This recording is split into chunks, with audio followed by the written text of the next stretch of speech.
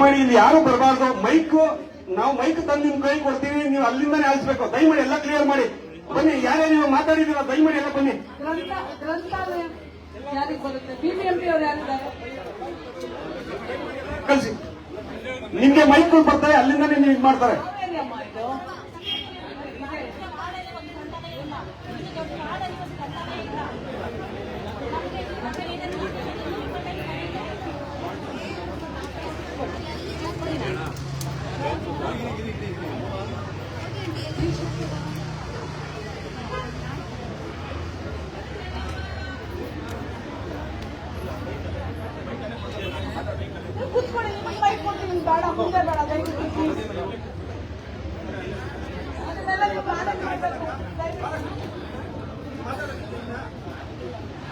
Madam, ಕೊನೆಯದಾಗಿ ಮಕ್ಳಿಗೆ vaccination ಹಾಕಕ್ಕೆ ಜಾಗ ಸಿಗ್ತಿಲ್ಲ.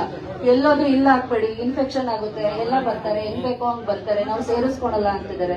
ಅದಕ್ಕೊಂದು ಜಾಗ ಬೇಕು ಮೇಡಮ್. ವ್ಯಾಕ್ಸಿನೇಷನ್ ಹಾಕಕ್ಕೆ ಜಾಗ ಇಲ್ಲ ನಮ್ಮ ಏರಿಯಾದಲ್ಲಿ. ಎಲ್ಲಿ ಬಂದ್ರು ಬೇರೆ ಕಡೆ ಕಳಿಸ್ತಾ ಇದ್ದಾರೆ. ತುಂಬಾ ಜನ ಚಿಕ್ಕ ಮಕ್ಳಿದ್ದಾರೆ, ಹಂಗಾಗಿ ಅದಕ್ಕೊಂದು ಜಾಗ ವ್ಯವಸ್ಥೆ ಮಾಡಿಕೊಡ್ಲೇಬೇಕು ಸರ್ ಬಿಬಿಎಂಪಿಯಿಂದ.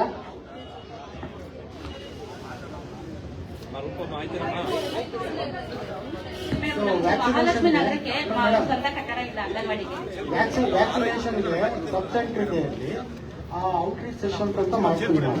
ನಮ್ಮ ಕ್ಲಿನಿಕ್ ಅಲ್ಲೂ ಮಾಡ್ತೀವಿ, PHC ಕಡೆಯಿಂದಲೂ ಮಾಡ್ತೀವಿ.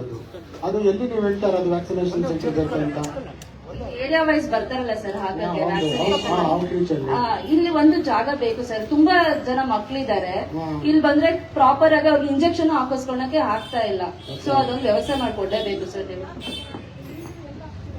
ಯೂಶಲಿ ಔಟ್ರೀಚ್ ಸೆಷನ್ ಅಂತ ಫಿಕ್ಸ್ ಮಾಡ್ತಾರೆ ಮೇಡಮ್. ಅಂಗನವಾಡೀಸ್ ಅಲ್ಲಿ ಮಾಡ್ತಾರೆ, ಅಂಗನವಾಡಿ ಯಾವ್ದಾದ್ರು ಸ್ಕೂಲ್ಸ್ ಅಲ್ಲಿ ಮಾಡ್ತಾರೆ. ಔಟ್ರೀಚ್ ಮೊದಲೇ ಫಿಕ್ಸ್ ಮಾಡ್ಕೊಂಡು ಮಾಡ್ತಾರೆ ಮೇಡಮ್.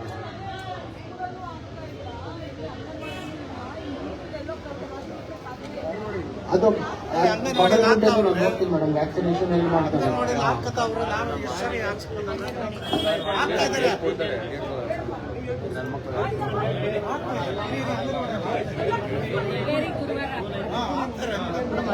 ದಯಮಾಡಿ ಅಲ್ಲೇ ಕುತ್ಕೊಂಡು ನಿಮ್ಗೆಲ್ಲ ಮೈಕ್ ಬರುತ್ತೆ, ಅಲ್ಲೇ ಮೇಲೆ ಮಾತಾಡ್ಬೋದು.